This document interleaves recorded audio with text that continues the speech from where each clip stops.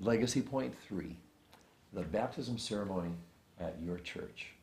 Let's start by considering the role of the godparent or the baptismal sponsor. You know, so often parents want to choose someone who's a member of the family or a close friend, and that assignment of who's the sponsor or the godparent tends to be kind of a reward for a good, positive friendship or love relationship between parent and godparent. We would suggest that there's a much more important set of criteria that a parent could use. Number one, it's just essential that the godparent or the sponsor be a Christian. And it would be ideal if that Christian person was someone who had some spiritual depth to their walk. And thirdly, it would be someone who is willing to pray and who will set out to pray for the child over the whole course of the child's life, but especially to that point where the child is stepping out into faith on their own as an adult. Roger, you shared a story with me just a second ago about a family, a person that came to you. Share that with us. Last week, a lady came to me and asked if she could bring her goddaughter to our class instructing First Communion. And I almost hugged her. I think I did. Because she is fulfilling her role as a godparent. Her sister's family isn't active right now in the church, but is willing to let the godmother bring the child. That makes a big difference, and that's what you're looking for.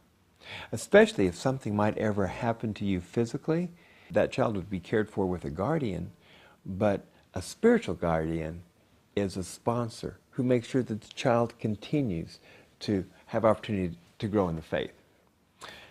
In the church, the sponsor is a representative of the church gathering around that child to make sure that child is nurtured in the faith. A final thought on the whole question of sponsors is that in that baptismal service, in the congregational worship experience, sponsors are asked a very pointed question by the pastor. That's correct.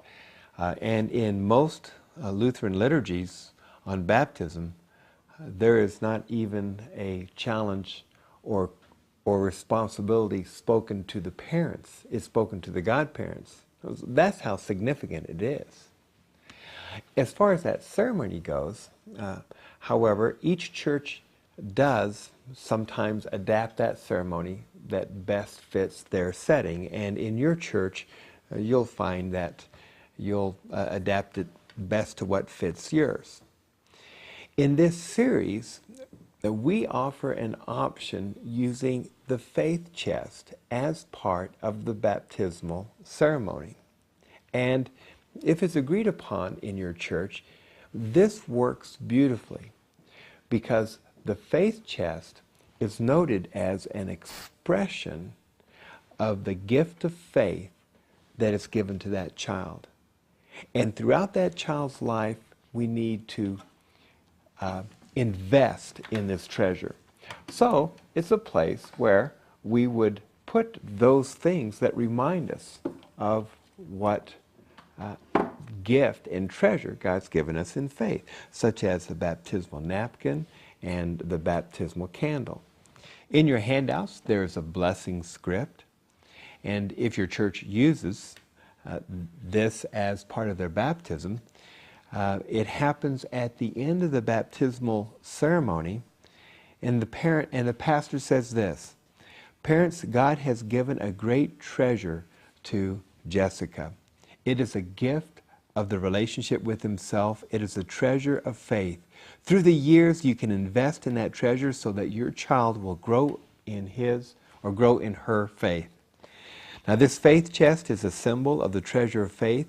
Put the baptismal candle and baptismal garments inside. In years to come, tell them of God's promise given in baptism. You might place other objects of spiritual significance in there as well. A picture Bible or devotional materials, worship music, reminders of servanthood. May this faith chest be a constant reminder in your home of the privilege you have to help your child grow in her faith and love for our Savior, Jesus Christ. Now at this time, Parents, would you like to speak a special blessing over your child? You may do so. This gives you the option then for a parent to bless their child. How I would bless my child, and I didn't in their baptisms, but I did later on in life, would be words that would be very simple. As you hold your child, you would say something, for me it would be, Ben, I bless you to be a man of God, to grow into be a man of God. Be strong, be straight, be true, be brave. Caleb, I bless you to be a man of faith. See a big God and the big things that he can do, and always find your courage in him.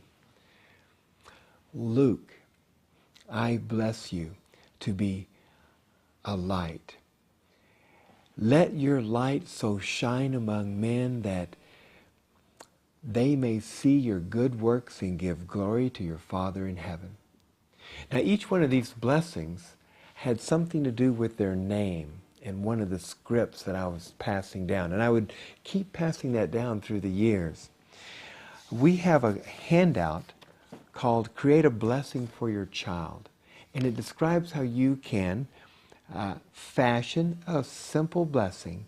It might be a blessing that connects to a name, a special verse, or something you have even sensed about this child's special personality.